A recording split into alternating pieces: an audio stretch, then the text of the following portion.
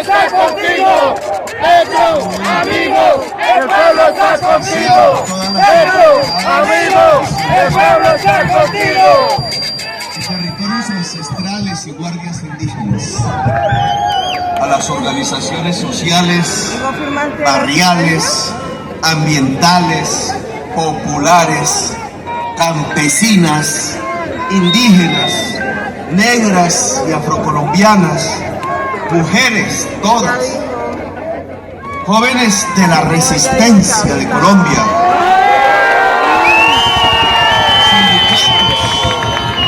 obreros y obreras, universidades, a toda la población diversa, LGBTIQ+, y todo el abecedario, si se quiere, procesos urbanos de los diferentes departamentos del suroccidente, nuestra vicepresidenta de la República de Colombia y ministra de la Igualdad y Equidad, Francia Elena Márquez Mina, y su esposo Yerney, y las ministras, ministros y funcionarios del gobierno nacional, congresistas de la República, a Manuel Sánchez Benachi, director del grupo musical indígena 4+3, y a todos sus integrantes, y en general a todas y todos, porque aquí no solamente está la gente física que nos acompaña, que me escuchan, todo el pueblo de Colombia, que a partir de los canales de comunicación terminan enterándose de lo que aquí decimos. Así no se quiera transmitir, porque ya hay mucha comunicación en Colombia y tiene que haber muchísima más. Entre más comunicación, más paz. Entre menos comunicación entre nosotros, lo que habrá es más violencia.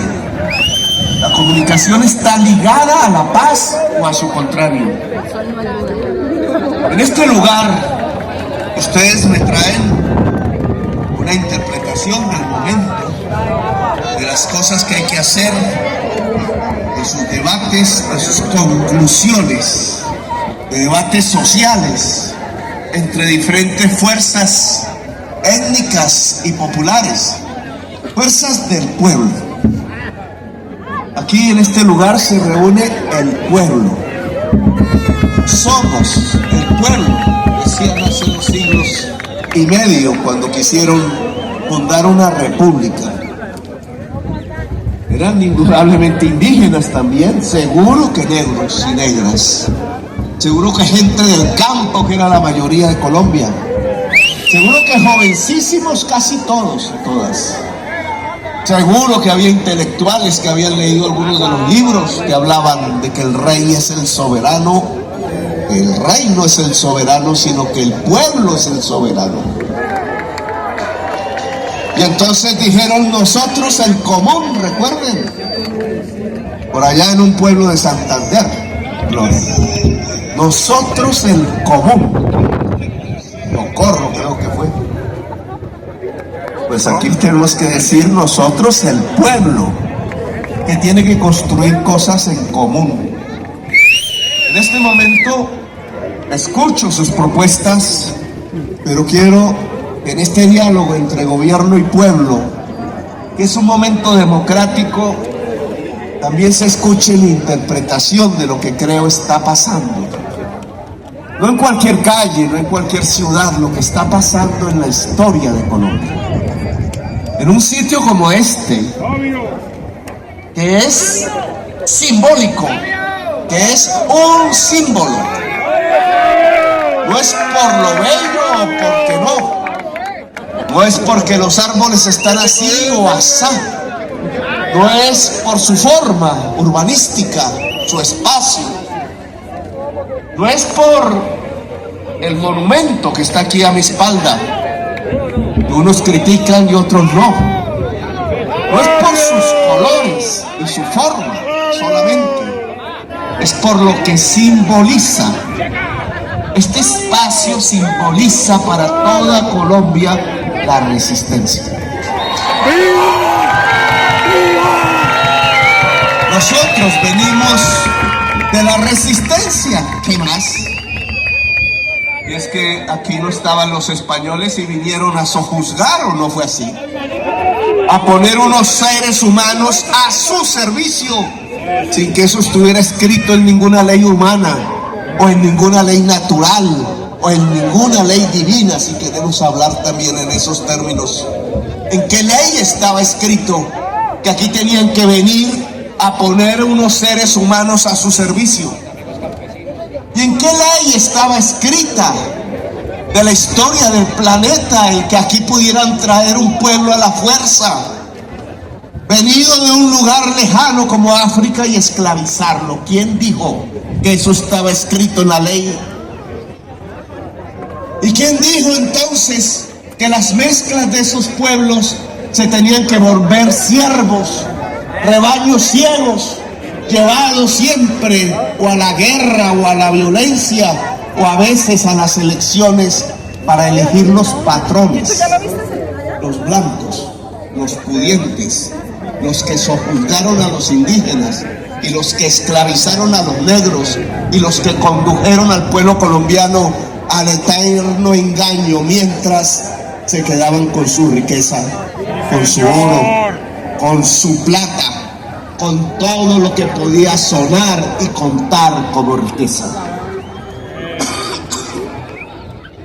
El monumento entonces no son unos colores. El monumento simboliza lo que esa gente indígena sintió durante 5 siglos, sojuzgados, resistiendo, guardando su idioma porque no era permitido, guardando sus cosas religiosas porque eran avasalladas, guardando sus sitios sagrados porque eran pisoteados, porque las señoras de la alcurnia se burlaban del que tuviera la piel indígena. Indios les decían peyorativamente, como si se trataban de seres inferiores o de animales. ¿No ha sido así durante estos 5 siglos? ¿Y no ha sido así, quizás peor, con el pueblo negro de Colombia? A veces me tendrá que perdonar la tos por los bronquios inflamados de tanto hablar. ¿Pero qué hablaremos? La tos no será impedimento, también la podemos resistir. Los negros y las negras, ¿acaso no sufrieron en Colombia? ¿Qué sentirían esos centenares de miles de personas en los barcos, arrojándose al mar muchas veces para escapar sin saber a dónde iban a llegar? Y cuando empezaron a entender en medio de las cadenas que leyes que se inventaban sus supuestos dueños decían que ellos y sus hijos y sus nietos y por toda la eternidad serían sus esclavos, su propiedad privada. Claro que resistencia tenía que nacer en los tambores, en las lenguas, en las culturas y sobre todo escapando, construyendo territorio, construyendo la aldea donde vivir, con la mujer libre y en paz, con los hijos tratando de aprender las nuevas lenguas, tratando de sobrevivir. La resistencia es una sobrevivencia. ¿Qué dirían esos campesinos que después por millones poblaron nuestro país, sembraron y con el surco y bajo el sol cultivaron la tierra para vivir siempre en la miseria, para que nunca hubiera una escuela pública que le enseñara a su hijo, para que nunca hubiera una oportunidad para que su hija pudiera entrar a estudiar una carrera en la universidad, para que se le llevara como caño de carbón, como carne de cañón a las violencias, a los ejércitos, para que les enseñaran no solamente cómo manejar el asadón, sino cómo disparar un fusil en contra de su propio hermano, porque desde hace 2 siglos, en medio de esta resistencia, la oligarquía colombiana enfrenta al pueblo contra el pueblo para que nunca lo pueda destronar. Ese monumento simboliza todo ese sufrimiento, todo ese dolor, toda esa resistencia, y todas esas ganas de vencer. Porque el pueblo colombiano no quiere ser un pueblo derrotado en la historia. Porque el pueblo colombiano tiene con qué, tiene la fuerza espiritual. Lo acompañan los espíritus de la cultura, de los tambores, de las gaitas. Lo acompañan las culturas de las músicas, del sentir en el corazón, que cuando se vuelve pasión y encuentra que no se trata de matar al hermano, de golpear a la hermana, de regañar al hijo, de asquearse de su propia existencia, sino de unirse con el otro y con la otra, entonces encuentra el camino de la historia. De aquí en esta reunión se trata de ver entonces, junto a este monumento simbólico, que a mí me gustaría que el Ministerio de Cultura lanzara un grito de rebeldía, porque es que los funcionarios en este gobierno no funcionan. Si los monumentos nacionales se decretan materiales porque son parte de nuestra historia, muchos de los conquistadores son monumentos, no de los conquistados. Como una imagen como el Belalcázar esclavista derribado le costó tanto a la oligarquía ver? No se sentía representada en los indígenas que tumbaban al conquistador y la esclavitud. Se sentían representados, eran el esclavista blanco que caía con su caballo por la fuerza del pueblo. ¿Dónde estaba el corazón de ellos? No era con el indígena, era con el esclavista. Bueno, a mí me gustaría que si esos lugares históricos son monumentos y el conquistador con su caballo debe ser respetado porque es parte de la historia, que nos enseñe que aquí nos pisotearon con los caballos. Que si hay monumentos nacionales que tienen que ver, dicen, inmateriales con la música hermosa, con nuestra cultura. Que si hay monumentos de la historia, porque por aquí pasó Bolívar, o allá hubo una de las tantas batallas de las guerras internas de Colombia. Aquí también hay una historia. Aquí tiene también una sensibilidad. Aquí un poco de muchachos se arrestaron para decirle a la oligarquía que no podía pasar, que se acababa la ignominia y que basta ya de la humillación, que era necesario tener un momento de esperanza, una ilusión. Entonces, ¿no es aquí, este lugar, un monumento histórico? Hay un concejalillo allí que le gusta con las pistolas apuntar a la gente pobre.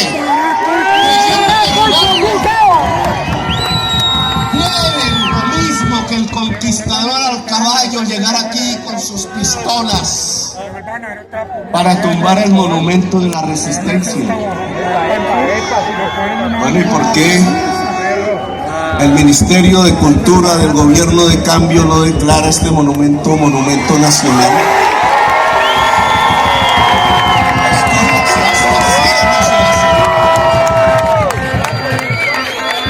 ¿O somos simplemente espuma?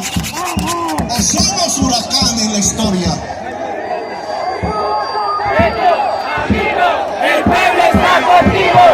Pueblo, amigo, el pueblo está contigo. Pueblo, amigo, el pueblo está contigo. Pueblo, amigo, el pueblo está contigo. Y no mostrarnos con máscaras. Nosotros venimos de un lado, tenemos una raíz. No somos espuma, no somos maquillaje.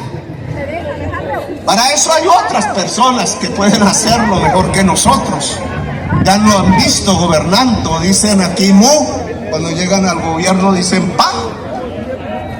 Le consiguen aquí los votos echando un discurso revolucionario y cuando llegan al Congreso se ponen la esvástica. Nosotros no somos eso. Nosotros decimos lo que pensamos. No que nos creemos infalibles, no queremos ser soberbios, la soberbia mata, pero sabemos de dónde venimos.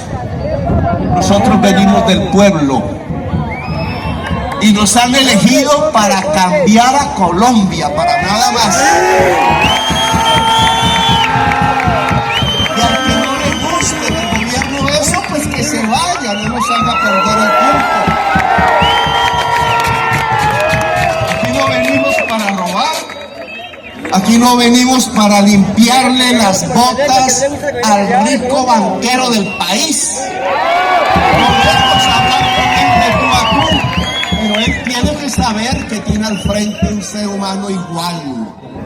Está expresando los intereses del pueblo y de nadie más, no los de sí mismo. Esos quedan aparte para otro momento. Son los intereses del pueblo. Nosotros nacimos de esta plaza y de ese monumento. Nosotros nacimos de la valentía de esa juventud, de esos muchachos y muchachas de barrio que supieron levantarse en resistencia. Sí, señora Vicky, nosotros venimos de la primera línea. Nadie a mí se me daría con mi vida propia si yo me escondiera y no hubiera sido parte de una primera línea. Yo soy de la primera línea del cambio de Colombia. E invito al pueblo de Colombia a ponerse en la primera línea, porque toca moverse. La primera línea del cambio es la paz. La primera línea del cambio es la democracia. La primera línea del cambio es la mujer, es el negro y la negra, es el indígena, es la juventud. La primera línea del cambio, si es el pueblo, Colombia cambia. Ese es el camino que yo propongo aquí ante sus discusiones y su propuesta. Venimos de la resistencia entonces, y ahora somos gobierno. El pueblo de Colombia, después de esos días aciagos, difíciles, indudablemente que el pueblo de Colombia tenía solidaridades con esa juventud en la calle y observó la respuesta. La respuesta jamás fue el diálogo. La respuesta jamás fue un gesto amable. La respuesta jamás fue: oiga muchachos, vengan aquí al palacio y hablamos. Veamos qué hacemos. La respuesta fue quitarle los ojos. La respuesta fue decirle al fiscal Barbosa: coja a los miles que pueda y declárelos terroristas. Volvimos a los tiempos de Turbay, cuando yo era un joven. A mí me asignaban entonces la palabra, siendo estudiante, del externado, del posible subversivo. Y entonces me tenían que llevar a la tortura, porque era joven, porque pensaba diferente, porque era un flaco que quería una revolución para Colombia. Ahora no soy tan flaco, pero sigo queriendo una revolución para Colombia. La revolución es volver a evolucionar, volver a poner las cosas sobre otros rieles, cambiar lo que está podrido, lo que ya no nos sirve como sociedad. ¿Cómo podemos avanzar como sociedad en el mundo? ¿Cómo podemos ser una sociedad de verdad y hacer parte de la historia de la humanidad en todos los terrenos, en la ciencia, en la política o en el arte? ¿Cómo volvemos a crear Gabrieles García Márquez? ¿Cómo volvemos a crear Antonios Nariños y Policarpas Alabarrietas? ¿Cómo aparece María Cano de nuevo? ¿Cómo aparecen tantos pensadores liberales incisivos, tantos revolucionarios como Rafael Uribe? ¿Cómo aparece Gaitán en el alma de millones de colombianos y colombianas? y dejamos este pensar fascista, este pensar autodestructor, este pensar que piensa que un colombiano es enemigo del otro colombiano cuando somos un mismo pueblo. ¿Cómo logramos ese camino de la unidad? Pues esos son los temas en los que creo tenemos que hablar ahora. Mi gobierno fue elegido por millones de colombianos. Espero que no haya sido una moda. No elijamos al que habla tanto en el Congreso a ver qué hace. Y yo me quedo tranquilo en la cama esperando. Yo no soy una moda. Jamás me he ido por las modas. No he pensado de una manera así y otra vez así. Cuando cambio mi pensamiento es porque he encontrado que estaba equivocado. Es porque otras personas me han enseñado que otra manera de pensar es superior a la que tenía. Es porque en mi propia vida, en la experiencia y en el contacto con el pueblo, he aprendido muchas cosas y me falta mucho por aprender. Y otros lo harán mejor después de mí. Pero quiero ser puente en esa historia para que, como los griegos al entregar el testimonio decía, niño, mi compañero de luchas en el Cauca, que pueda él llevar la bandera o ella y ella entregársela al otro que sigue y al otro, y así por siglos, así por milenios, de tal manera que ese pálpito de ser siempre rebelde y revolucionario se pueda mantener en el alma popular, porque así Colombia será grande, será una gran nación, así recomenzará el camino que dejó el libertador Bolívar y Santander de construir la gran patria. Aquí estamos entonces, después de ese triunfo electoral, que no puede quedar simplemente como el último triunfo popular. Hay que obtener más triunfos. Y no solo en las próximas elecciones, sino ahora. Después de ganar unas elecciones, hay que salir a más luchas. Porque se trata no de ganar la elección simplemente, se trata de cambiar a Colombia. Y Colombia cambia si cambia su sistema de salud, si cambia su sistema laboral, si cambia su sistema agrario, si cambia su sistema pensional, si cambian las relaciones entre las personas, no simplemente frente a la producción, sino frente al amor, frente al barrio, frente al hijo, frente a la familia, frente a la universidad, frente al libro, frente al computador, frente a la humanidad, las relaciones sociales entre los colombianos. Si no hay cambio en las relaciones sociales, sea en la producción, sea en la política o en el Estado, sea en el barrio, sea en la familia, no hay cambio en Colombia. Y eso implica una lucha diaria, permanente. Y ahí comenzamos a cometer errores, nosotros, los del gobierno, yo como presidente. Construí primero un gobierno que llamé plural. Invité a los candidatos presidenciales del centro, que se decían a sí mismos, a participar.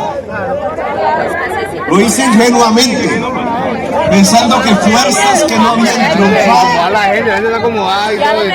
te podían sumar, ampliar aún más el campo popular, pero no para que el programa de gobierno se volviera en babas, como algunos programas se presentaron ante la opinión pública. No era para volver el programa del cambio un programa baboso, era para que nos ayudaran a transformar a Colombia, a que se metieran en el camino difícil de pensar en un país diferente, en una sociedad diferente y en un estado diferente. No lo pensaron así, que empezó lo que ya vemos en público. No nos querían, estaban ahí para aprovechar el puesto, para ver cómo se impedía que los programas de la transformación no se volvieran realidad. Equivocación del presidente, de nadie más. Por ingenuo, por creer que al ganar uno tiene que ser bondadoso y no usar el triunfo como una especie de venganza que nunca ha anidado en mi corazón. No funcionó eso. Algo se avanzó, algo aprendimos el año pasado, pero no hubo mucho avance. Se armó toda la coalición para frenar el gobierno del cambio. Y hoy lo tenemos al frente. Les propuso un acuerdo nacional, ya no solo para el gobierno, sino para la sociedad colombiana. Que quienes se han matado entre sí se hablen. Y no matado simplemente con las armas. Esos son los que más fácilmente pueden hablar. Sino los que han diseñado las políticas.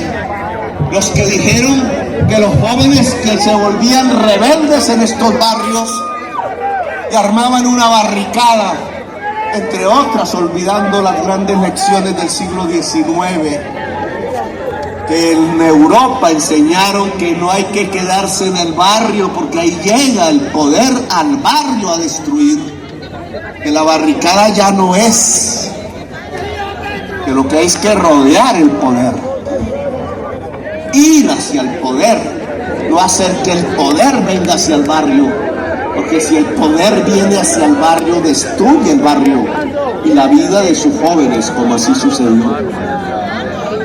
Bueno, les dijimos a esos que hicieron esa política de destruir a los jóvenes, a los que desaparecieron tanta gente en Colombia, que ahora aparece en los cementerios, a quienes fusilaron 6.402 jóvenes en Colombia, a los que despojaron de sus tierras a millones de campesinos, a quienes condujeron quitándole el dinero a la educación, a la ignorancia, a decenas de millones de jóvenes. Se llevaron la plata de las universidades para traer tanques de guerra y aviones supersónicos. A quienes hicieron este país tan injusto, a quienes hicieron que en la OCDE, el club al que pertenece Colombia de grandes países de la tierra, tuviéramos la tasa de mortalidad más alta de lejos que todos los demás países, la tasa de mortalidad infantil. Aquí, entre todos los países de la OCDE, mueren más niños por cada 100.000 habitantes de enfermedades que podrían ser curables. Y vienen las señoras famosas de la prensa a decirnos que es que tenemos el sistema de salud mejor del mundo, el que tiene la tasa de mortalidad infantil más alta de la OCDE, en donde la gente ha muerto en los últimos 10 años porque no se le atendió, y tenemos la cantidad exacta de personas que murieron en estos últimos 10 años. 340.000 colombianos murieron pudiendo vivir si se les hubiera atendido en un hospital o en una clínica. Más que la violencia, hermana de Colombia, más que todos esos grupos y el mismo Estado matándose entre sí. En Colombia ha matado más el sistema de salud mercantil que tenemos. Mató 340.000 colombianos en los últimos 10 años, mientras se robaban 15 millones de pesos llevados a sus arcas particulares. Entonces ahora nos dicen que no podemos ni debemos reformar la salud. Les propusimos hablar, les propusimos transitar pacíficamente, incluso ocupar los años de este gobierno, saliendo de lo viejo, entrando a lo nuevo, sin que hubiera los mayores tropiezos, sin que fueran perjudicados económicamente, simplemente para que cesara la expoliación que las generadoras de energía eléctrica hacen del bolsillo de cada uno de los colombianos, que las EPS privadas hacen de los recursos que son públicos, no son de ellos, con que se atienden a los enfermos en Colombia, dejando 340.000 y robándose 14 billones de pesos de esa cantidad. Le dijimos a los fondos privados, hablemos, transitemos, porque sí hay una manera para que esos mismos recursos que se cotizan y que el Estado de Colombia entrega para pensiones puedan llevarle un plato de sopa y una alcoba, una cama digna, un lugar digno en la existencia a 3 millones de viejas y de viejos en este país. Oiga, era que el niño fuera atendido allá en el Chocó por un médico. Eso era lo que decíamos. Oiga, era que la niña no se nos muriera en un ataque del corazón cuando podía vivir si era atendida. Señores dueños de la EPS, era para que no especularan elevando 40 veces el precio de las medicinas, explotando al Estado y explotando al pueblo. Era para que se cambiara la fórmula en las tarifas de energía eléctrica, para que pudiera, a través de las tecnologías baratas, que es la energía eléctrica de los grandes embalses del agua, y de los grandes paneles y granjas solares del sol y de los vientos, entregarle al empresario, a la producción, que es la que hace la riqueza, entregarle al pueblo trabajador, que es el que hace la riqueza, entregarle a cada hogar una factura que realmente refleje los costos de la energía eléctrica, que son 4 veces inferiores a los que se le están pagando. ¿Por qué no se podía llegar a un acuerdo nacional sobre esos temas? ¿Qué les pesa para que no sientan felicidad si el pueblo de Colombia vive mejor y más digno? ¿Qué les molesta si el niño puede ir sano a la escuela, como dice la canción? ¿Por qué les pesa tanto? ¿Por qué odian al presidente que lo propone en la mesa? Yo no soy de los festines de ellos. Yo no voy a los prostíbulos donde van ellos. Yo no voy a sus clubes sociales a tomar whisky mientras la gente se muere de hambre. A mí no me gusta eso. Yo no puedo soportar una oligarquía que se pasea por el mundo mientras su propio pueblo se está muriendo. Solo los invité a hablar. Solo los invité a acordar. No para que me hicieran retroceder. Es que lo vamos a meter preso, Petro, es lo que me decía Barbosa. Ahí muestra la señora de la revista innombrable a mi hijo como le allanaron. Yo le dije a Barbosa, nunca hablaré con usted ni con ningún fiscal de mi hijo. Si la hizo, la hizo. Sino que se defienda como cualquier ciudadano. Y que sea juzgado como cualquier ciudadano. Ahora se jactan porque van a salir de la fiscalía mostrando el video donde el CTI allanó como si fuera Pablo Escobar su apartamento para mostrar las imágenes de su esposa desnuda y embarazada. Y la señora de la revista dice, no, nos trataron bien. Ese video tiene que repartirse en el mundo para que sepan cómo la extrema derecha, utilizando la fiscalía, actuó sobre el hijo del presidente de la República de una manera tan alevosa solo porque el presidente de la República es de izquierda y es del pueblo. Pero yo no vengo a hablar de mi familia, no me interesa ese tema personal. Vengo a hablar de los problemas del pueblo. No puedo decir que muchos de esos señores pudientes, empresarios, empresarias, gente de la política, no haya pensado que es lo mejor que puede causarle a Colombia el hacer un acuerdo nacional. Tengo que aceptar que muchos se han reunido conmigo, que he hecho procesos de paz entre ellos, que hemos hablado de cómo servirle al pueblo, cómo desde la riqueza de ellos se puede ir a Tumaco, se puede ir a tantas zonas excluidas de Colombia y ayudar. De ellos no depende todo, depende del mismo pueblo, depende del mismo gobierno, cómo se transforma un territorio, como aquí me lo piden ustedes.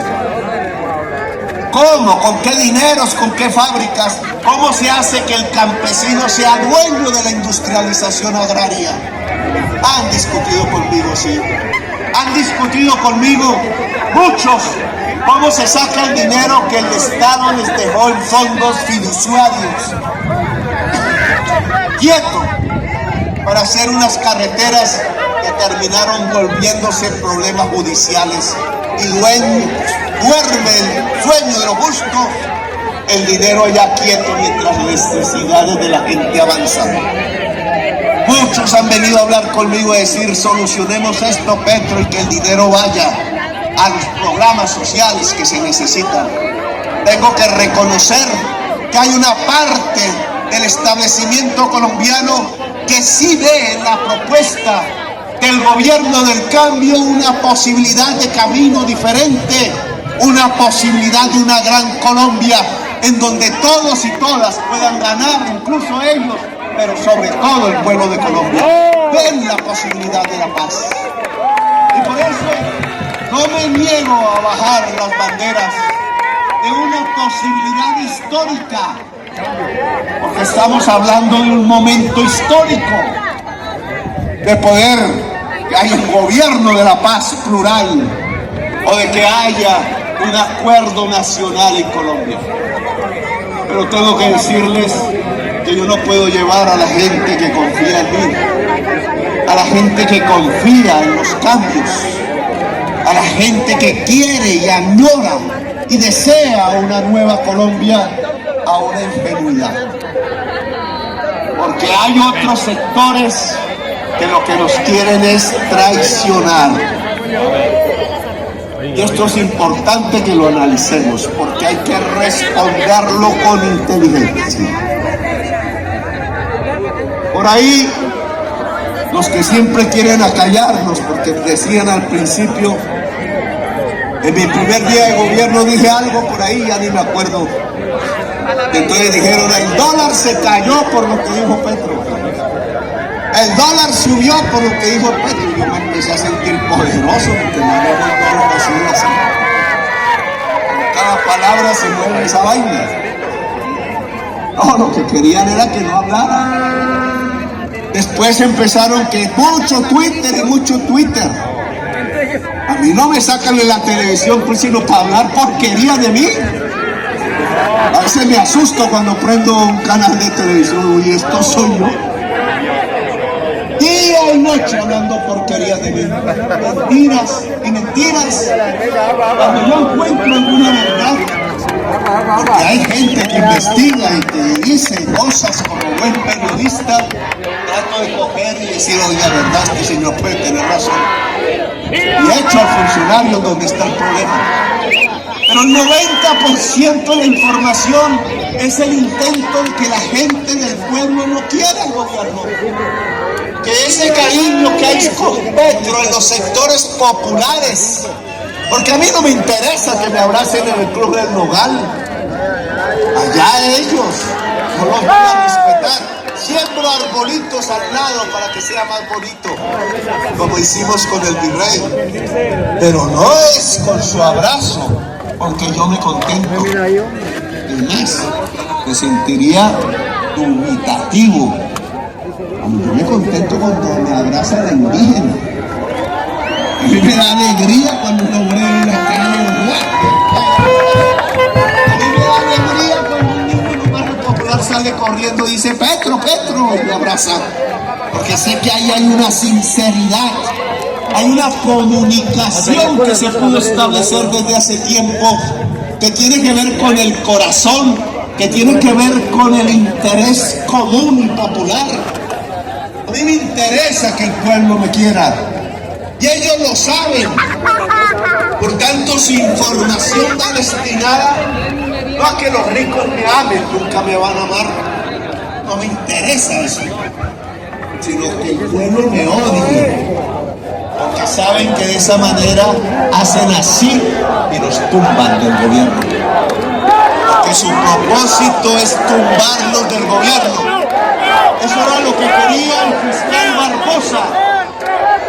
El fiscal Barbosa quería descubrir, se deshacía viendo cómo allanaba una emisora aquí, allanaba un sindicato allá, cogía a un señor y lo metía en las noches con sus fiscales a torturarlo psicológicamente para que dijera: oiga, es que le dimos a Petro una plata en la campaña solo porque mi tesorero gerente puso que el tope de la campaña es 400 millones de pesos por debajo del tope legal.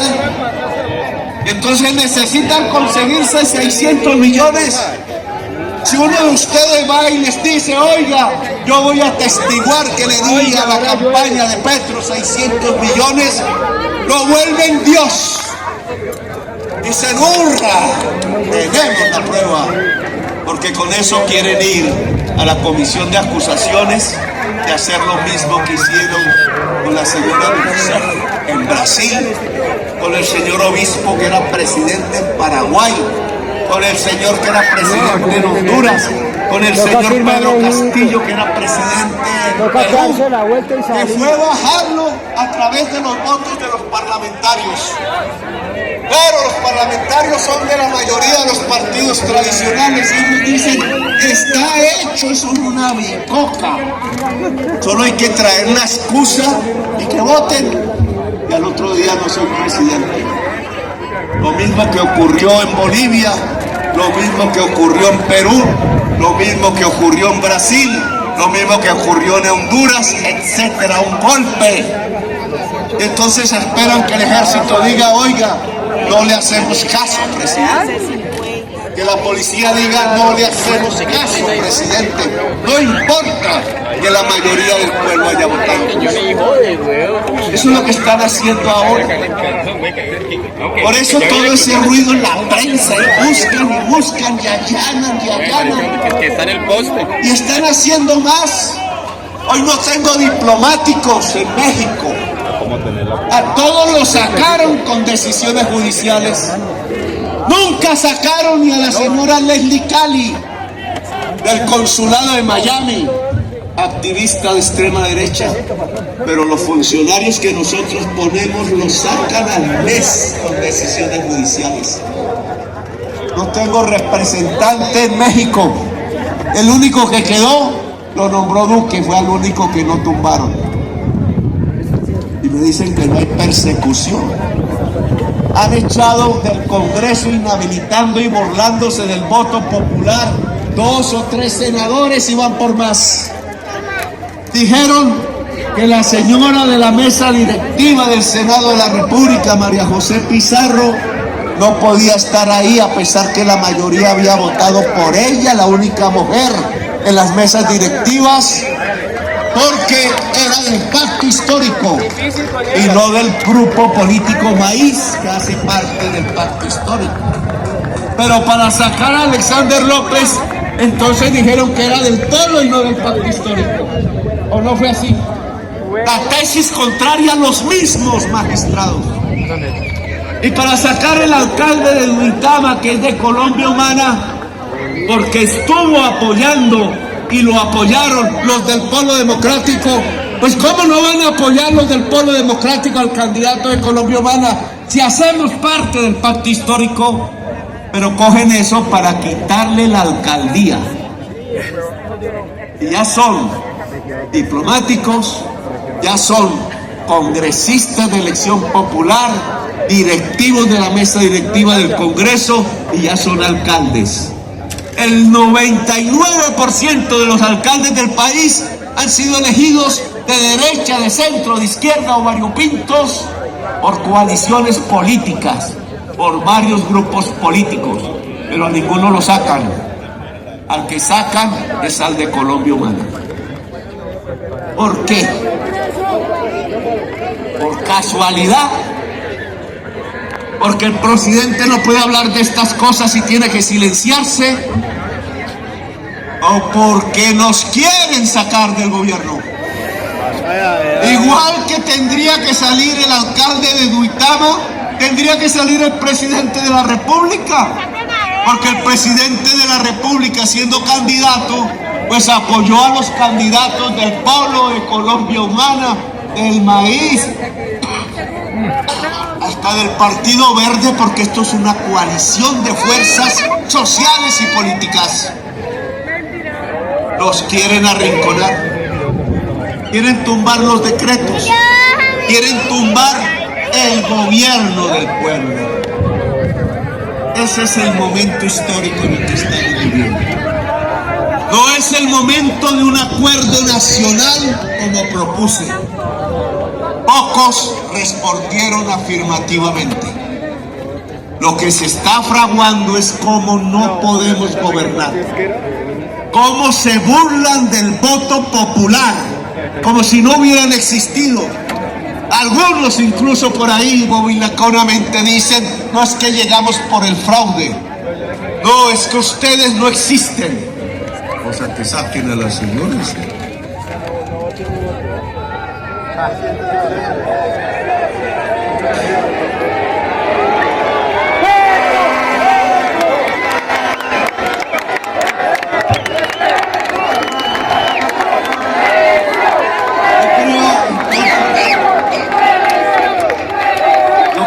Entonces,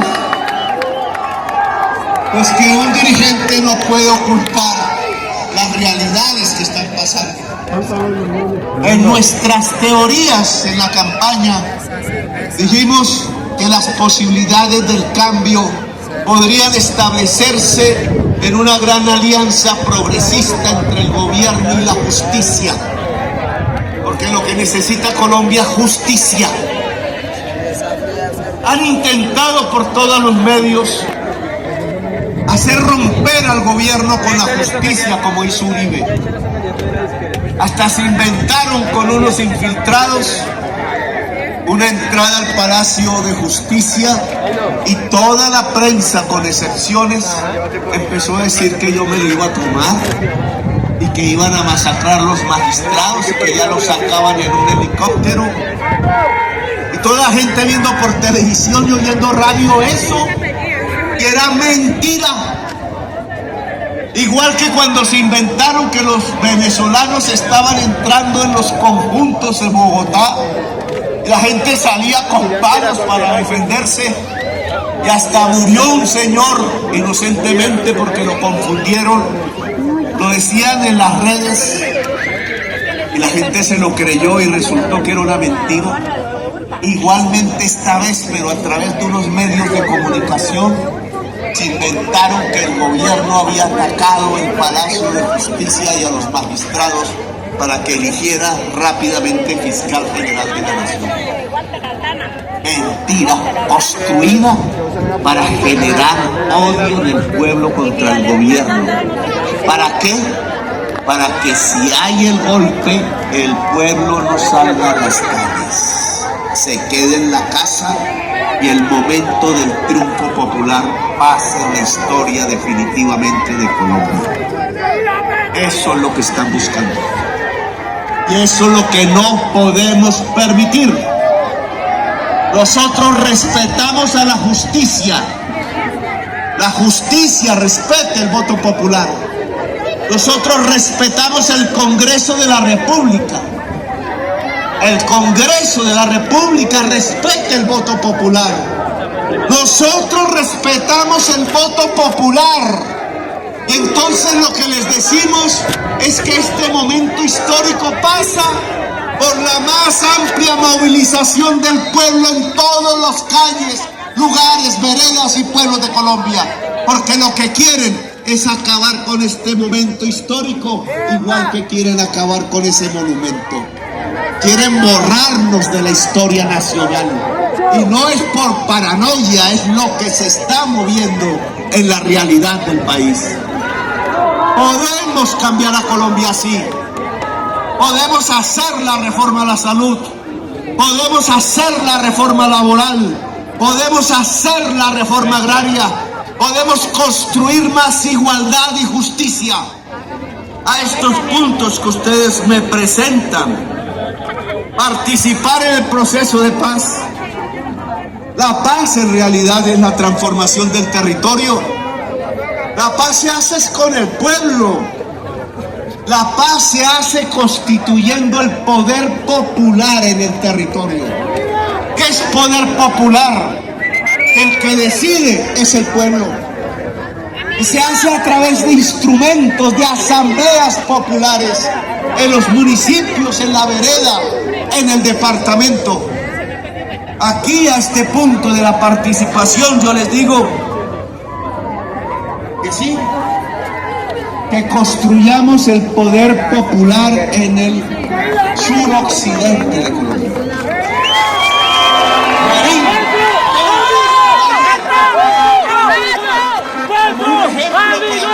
¡El pueblo está contigo!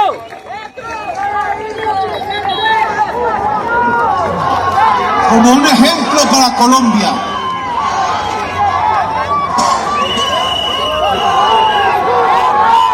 Lo que nos estoy invitando es que las fuerzas indígenas de la región, las fuerzas negras de la región, ojo, si nos matamos entre nosotros, nos acabamos. La violencia en Colombia ya no es el gobierno contra el pueblo, el gobierno somos nosotros. Hay todavía algunos que no lo creen o que no lo hacen, pero hoy la violencia es entre el pueblo mismo, entre la gente misma del pueblo, entre indígenas y negros metidos en organizaciones que no están colocando la voluntad popular al frente, sino los negocios. Y eso tiene que acabar.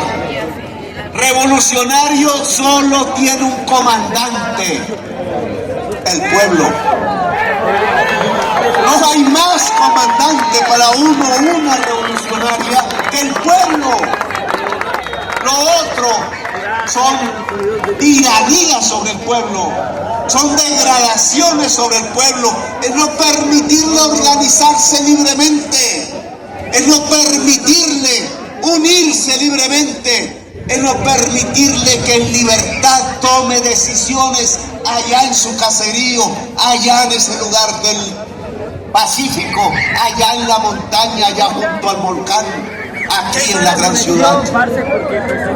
Por tanto, si queremos la paz, empecemos en esta región del suroccidente constituyendo el poder popular. Ya lo tenemos, las fuerzas están organizadas, mejor que en cualquier lugar del país. Lo que hay es constituir los comités municipales populares, llamémoslos así, de coordinadores populares, respetando la diversidad de cada fuerza, de cada quien. No se trata de imponerle al otro, se trata de juntarse con el otro, con la otra. En cada municipio de los suroccidentes de Colombia, y se debe extender al resto del país, hay que construir el comité coordinador de fuerzas populares abierto, sin exclusiones, pacífico y democrático. ¿Para qué? En primer lugar, para contarle a la población qué es lo que se está haciendo, qué es lo que se quiere. Cuando hablamos de industrializar a los campesinos agricultores, cuando hablamos de construir las cooperativas, cuando hablamos de crear las unidades de médicos y enfermeras que visiten al niño y a la niña en cada barrio, en cada vereda, cuando hablamos de la reforma agraria, cuando hablamos de la renta ciudadana, cuando hablamos de usar el dinero público para darle un bono pensional a cada viejo y vieja que haya vivo en este país. Eso es lo que queremos, organizar entonces la comunidad. Pero va a llegar un momento en donde intenten atentar contra el voto popular. Y ahí hay que salir. Y ahí no es solo el suroccidente, ahí es todo el país entero.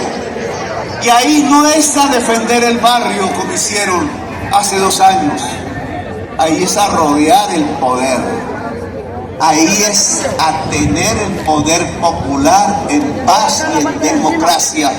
pero con la contundencia de millones de colombianos y colombianas. Ojalá eso no tenga que llegar. Ojalá aquí se pueda sentar realmente las instituciones de Colombia y hacerle caso a la Constitución de Colombia. Llenarse de pueblo. No saber que su objetivo no es el rico de la generadora eléctrica, sino que su objetivo es el niño con sed en La Guajira, que no es la carbonera que se chupó el agua de La Guajira, sino que es la mujer que no encuentra en el pozo agua para darle de beber al niño o a la niña. Ese es el objetivo de las instituciones, que el objetivo de la ley no es como un banquero se lleva la plata de los cotizantes a los cuales nunca le dará una pensión para el exterior, para otras economías, sino cómo se usa ese dinero en Colombia y cómo de verdad puede volverse pensión al cotizante de hoy, pensionado mañana, y cómo el viejo y la vieja de hoy pueden tener una pensión. Y cómo logramos que esa fuerza de la salud pueda salir preparada a la vereda, al campo, a llevar la vacuna, a llevar la primera curación, a lograr que la enfermedad pueda retroceder, pueda ser derrotada en el campo en donde viven los pobres, allá en las regiones de las negritudes, allá en el pueblo excluido, allá en las mayorías nacionales. Les propongo entonces una inmensa movilización en el suroccidente de Colombia. Pero con todos y todas, organizando primero esas coordinadoras populares municipales, organizando el poder popular. Mostrémosle a Colombia cómo es el poder popular, cómo es que se construye la paz, cómo es que se construye la democracia y cómo es que se construye la historia de Colombia. Ustedes proponen que la inversión vaya al territorio, es lo que queremos. No puedo extenderme mucho porque ya hay varios desmayados de cansancio. Ustedes proponen que los armados hagan un acuerdo humanitario.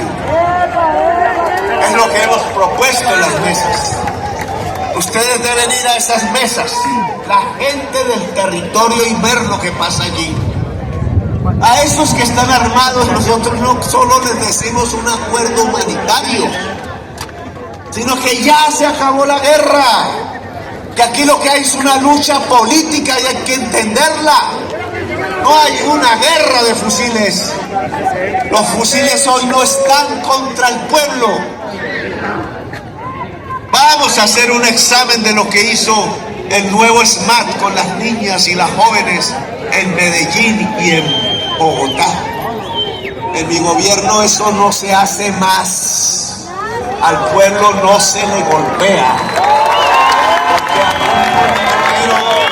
Se sacia en sus placeres internos pensando que gobernar es golpear a las mujeres, al pueblo.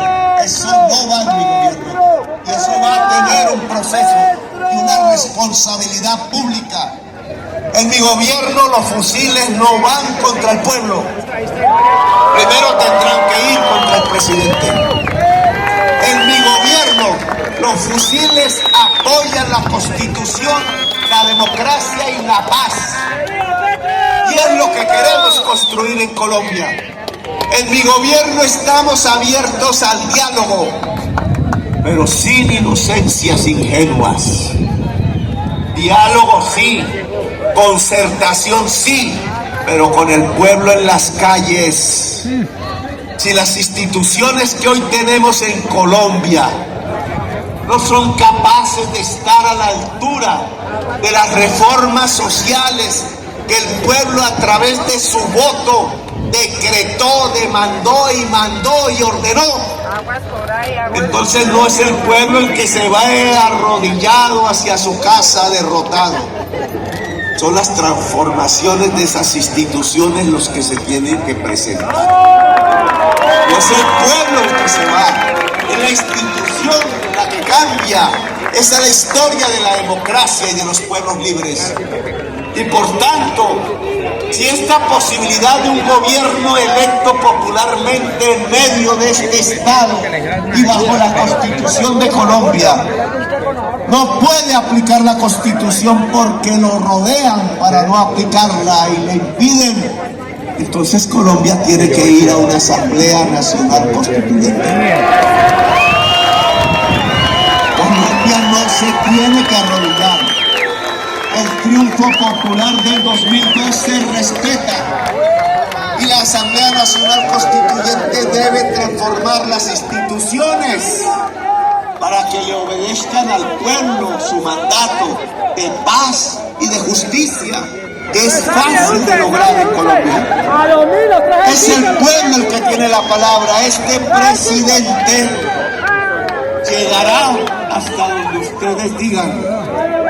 Cumplirá con estos tres propósitos: el acuerdo humanitario con ustedes en las mesas, la inversión en el territorio.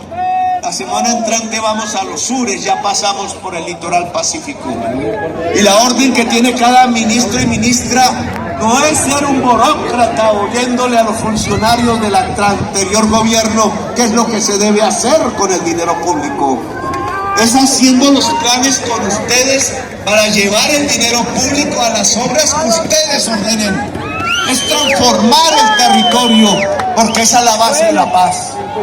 Pero a cambio, compañeros y compañeras, porque yo sé a dónde vamos, la transformación real del país no le gusta a mucha gente a la que sí le gusta la sangre, la tortura, la muerte de la gente. Entonces tenemos que derrotarlos, porque vienen por el gobierno, quieren paralizarnos y eso no es posible. Y el método es la paz, no la violencia.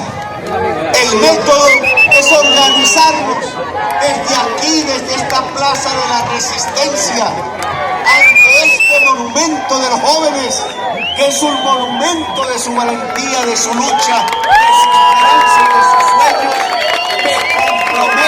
Comprometámonos como fuerzas sociales a organizar en todo el suroccidente las coordinadoras de fuerzas populares en cada municipio y a invitar al país a hacerlo, a movilizar la población.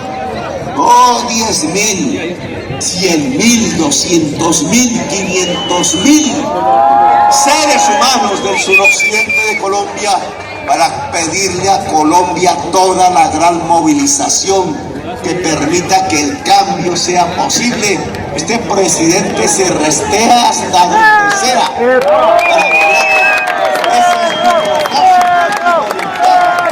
Mientras esté vivo, lucharé, trabajaré todos los días porque los sueños del pueblo colombiano, la paz de Colombia, la posibilidad de la historia, el país de la belleza y la potencia mundial de la vida, pueden gritarle a toda la humanidad que lo hicimos en Colombia, que demostramos en la historia que es posible cambiarla ahora y que es posible que tengamos entonces una sociedad que no se mate entre sí, que no aplauda el genocidio de los niños, que no aplauda la muerte de la naturaleza y que pueda ser vibrante una democracia multicolor, una potencia mundial de la vida, una Colombia humana.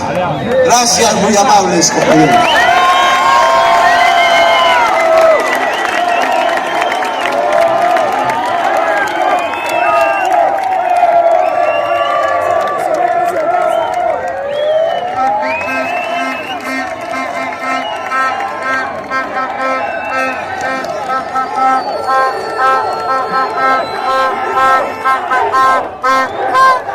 Thank you.